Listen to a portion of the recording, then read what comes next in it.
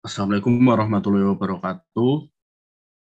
Perkenalkan, kami dari kelompok 3 ingin menyajikan hasil diskusi kami tentang biaya produksi yang bersumber dari Jurnal Akuntansi Fakultas Ekonomi Universitas Brawijaya oleh Wirda Nusanti dan Rosalina Dinda Ayu Setiorini.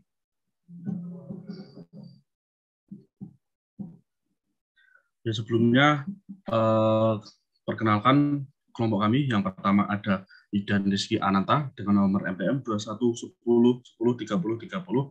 Kemudian ada saya Labib Ali Husain dengan nomor MPM 2140103148. Kemudian ada Dimas Said Kurniawan dengan nomor MPM 2140103125. Kemudian ada Dian Siwahyunise dengan nomor MPM 2120103122.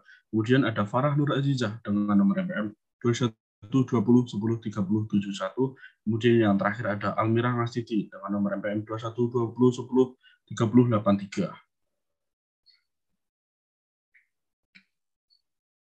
Dalam diskusi kelompok 3 telah menghasilkan 4 bab. Yang pertama ada jenis biaya produksi dengan isi pengertian dan macam biaya produksi. Kemudian yang kedua ada kurva biaya produksi yang berisi tentang gambar dan penjelasan singkat mengenai kurva biaya produksi. Kemudian yang ketiga ada maksimasi keuntungan yang berisi tentang pengertian dari masing-masing keuntungan. Kemudian yang keempat ada skala ekonomis dan disekonomis yang berisi tentang perbedaan skala ekonomis dan disekonomis dalam bentuk tabel.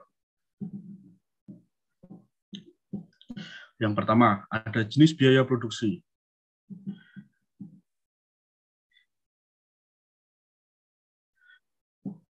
Biaya produksi menurut Ahmad 2007-234, beliau mengemukakan bahwa biaya produksi merupakan suatu biaya yang digunakan atau dikeluarkan untuk menghasilkan suatu barang. Sedangkan secara umum pengertian biaya produksi merupakan biaya yang dikeluarkan saat proses produksi suatu barang. Kemudian jenis biaya produksi. Yang pertama, biaya bahan baku langsung, biaya yang dikeluarkan untuk mendapatkan bahan baku utama yang nantinya menjadi elemen pembentuk produk yang akan dihasilkan. Misalnya pembuatan sebuah meja kayu, maka kita harus mengeluarkan biaya untuk mendapatkan bahan baku utama berupa kayu jenis tertentu. Kemudian yang kedua, biaya tenaga kerja langsung, biaya yang dipakai untuk memberi imbalan kepada para pekerja yang sudah terlibat secara langsung dalam proses produksi. Misalnya operator pabrik, maka perusahaan wajib memberikan upah kepada pekerja tersebut karena telah terlibat dalam proses produksi. Kemudian yang ketiga, biaya tenaga overhead pabrik. Biaya yang dikeluarkan untuk suatu hal yang tidak berkaitan secara langsung pada proses produksi.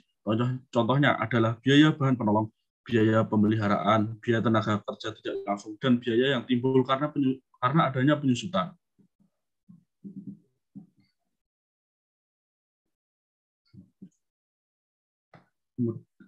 Kemudian ada pencatatan biaya bahan baku yang dipakai dalam produksi. Sebagai contoh yaitu diketahui sisa bahan 1000 kilogram ditaksir laku dijual 5.000 per kilogram, terjual 500 per kilogram dengan harga 6.000 per kilogram. Hasil penyerahan ke gudang persediaan sisa bahan dengan 1.000 kali 5.000 akan menghasilkan 5 juta. Hasil penjualan sisa bahan 5 juta. Pencatatan sebagai biaya overhead pabrik sesungguhnya kas atau piutang dengan 500 dikali 6.000 yang menghasilkan 3 juta. Penyusutan hasil penjualan sisa bahan yaitu 500 kali 5.000 yang menghasilkan 2.500.000. Penghasilan yang belum direalisasikan sebanyak 2.500.000. Untuk menyesuaikan hasil yang dikreditkan terlalu kecil, persediaan bahan baku sebanyak 500.000, hasil penjualan sisa bahan 500.000. Selanjutnya yaitu kurva biaya produksi. Di bab 2 atau subbab 2 ini kita akan menjelaskan gambar dan penjelasan singkat kurva biaya produksi.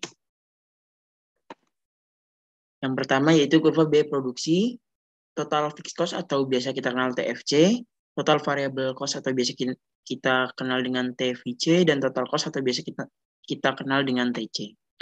Kurva biaya produksi total fixed cost atau TFC ditunjukkan dengan garis berwarna kuning. Garis berwarna kuning lurus itu mengartikan bahwa biaya sifatnya tetap dan tidak akan terpengaruhi oleh jumlah barang yang dihasilkan.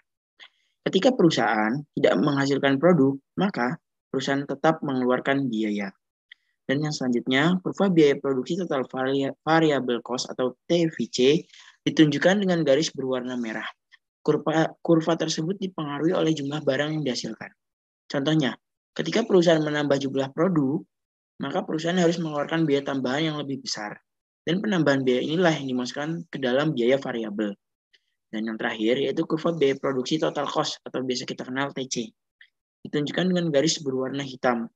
Kurva tersebut dipengaruhi oleh jumlah barang yang dihasilkan. Contohnya, kurva biaya produksi total cost letaknya berada di atas TVC dan TFC. Karena kurva TC atau total cost ini didapat dari hasil penambahan TVC dan TFC.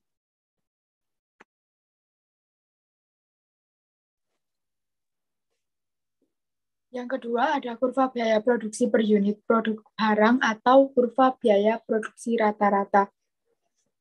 Pada subbab kali ini, kita akan membahas kurva biaya produksi rata-rata AFC ditunjukkan dengan garis yang berwarna biru.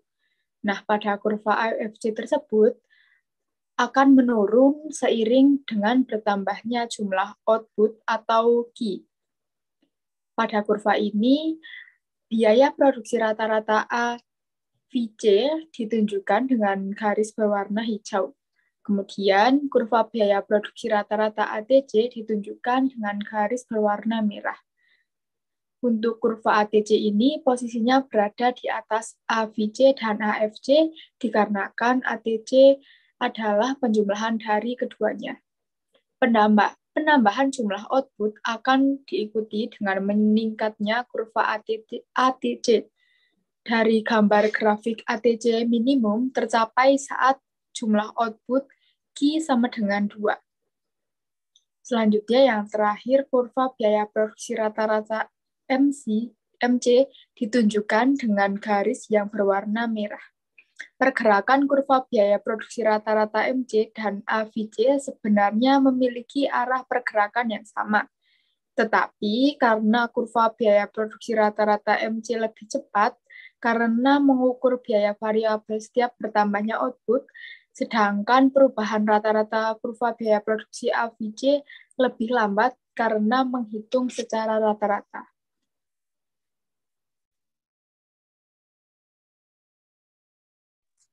Maksimasi keuntungan.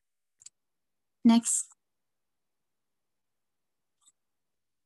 Maksimasi keuntungan atau maximizing profit merupakan proses jangka pendek atau jangka panjang yang dimana suatu perusahaan dapat menentukan tingkat harga, input dan output yang mengarah pada keuntungan tertinggi. Maksimasi keuntungan memiliki beberapa pendekatan, yaitu yang pertama metode total revenue atau total cost, yaitu profit sama dengan pendapatan dikurangi beban. Dan yang kedua metode marginal revenue atau marginal cost, yaitu total profit dalam sebuah pasar persaingan sempurna adalah poin maksimum di mana marginal revenue sama dengan marginal cost. Next. Maksimasi keuntungan. Setiap biaya yang terjadi pada sebuah perusahaan dapat dikategorikan ke dalam dua kelompok, fixed cost dan variable cost. Fixed cost muncul dalam bisnis pada setiap level dari output, termasuk saat output 0 atau termasuk pemeliharaan peralatan, sewa, gaji, dan pemeliharaan umum. Variable cost berubah seiring dengan level dari output, bertambah dengan semakin banyaknya produk yang dihasilkan. Bahan baku yang dikonsumsi selama produksi biasanya berdampak paling besar. Fixed cost dan variable cost digabungkan sama dengan total cost. Untuk setiap unit yang terjual, marginal profit atau MP sama dengan marginal revenue atau MR. Dikurang marginal cost atau MC. Sehingga jika marginal revenue lebih besar dari marginal cost, marginal profit hasilnya akan positif. Dan jika marginal revenue lebih kurang dari marginal cost, marginal profit hasilnya akan negatif. Ketika marginal revenue sama dengan marginal cost, marginal profit 0, karena total profit bertambah ketika marginal profit positif dan total profit berkurang ketika marginal profit negatif. Profit akan mencapai maksimum ketika marginal profit 0 atau ketika marginal cost sama dengan marginal revenue. Yang terakhir yaitu skala ekonomis dan disekonomis.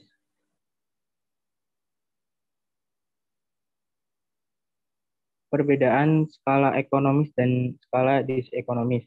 Yang pertama dari definisi, skala ekonomis merupakan menurunnya biaya produksi dibarengi dengan meningkatnya volume produksi.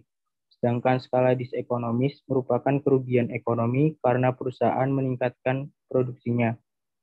Selanjutnya berdasarkan efisiensi. Skala ekonomis memungkinkan terjadi efisiensi biaya produksi. Kemudian ukuran perusahaan berpengaruh pada pencapaian skala ekonomis karena perusahaan yang besar dapat menjual dengan harga yang rendah karena dapat membeli bahan baku dalam jumlah yang besar, tetapi perusahaan kecil belum tentu dapat melakukan hal tersebut. Sedangkan skala disekonomis yaitu terjadi ketika perusahaan telah mencapai efisiensi minimum, yakni titik rendah dari biaya rata-rata. Sebelum mencapai titik rendah dari biaya rata-rata, biasanya perusahaan mencapai skala ekonomis. Selanjutnya berdasarkan penyebabnya, biaya-biaya tetap dalam produksi seperti biaya pembelian gedung, mesin, atau infrastruktur lainnya.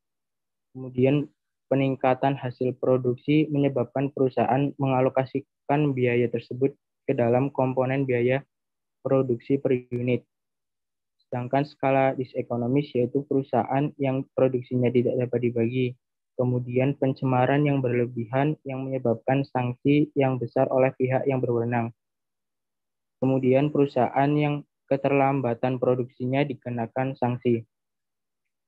Dari segi jenis, skala ekonomis internal. Yang pertama, perusahaan memanfaatkan potensi yang ada untuk menghasilkan keuntungan dari menghasilkan barang yang cukup banyak dan dijual dengan harga rendah. Yang kedua, skala ekonomis eksternal, yaitu keadaan ketika perusahaan tidak dapat mengontrol komponen yang berhubungan langsung dengan bisnis, seperti aturan pemerintah. Kemudian skala disekonomis. Yang pertama, skala disekonomis internal, yaitu kenaikan biaya rata-rata yang disebabkan karena faktor internal perusahaan yang tidak ada hubungannya dengan perusahaan lain. Yang kedua, skala disekonomis eksternal, yaitu kenaikan biaya per unit yang disebabkan oleh faktor eksternal. Contohnya seperti kenaikan harga input, eksternalitas negatif, dan sebagainya.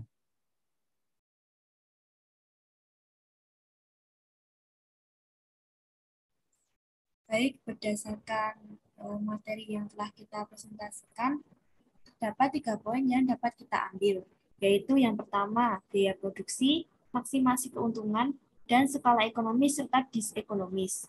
Pada poin pertama, kita telah belajar mengenai pengertian biaya produksi dan jenis-jenis biaya produksi. Kita juga membahas TFC dan TFC, AFC dan AVC, ATC dan MC melalui kurva. Lalu poin kedua yaitu maksimasi keuntungan. Pada poin tersebut, kita belajar bagaimana menentukan tingkat harga paling tinggi dengan 2 pendekatan, yaitu metode total revenue dan metode marginal revenue. Dan poin terakhir, kita telah membahas perbedaan skala ekonomis dan juga disekonomis berdasarkan definisi, efisiensi, pengelola, dan jenisnya.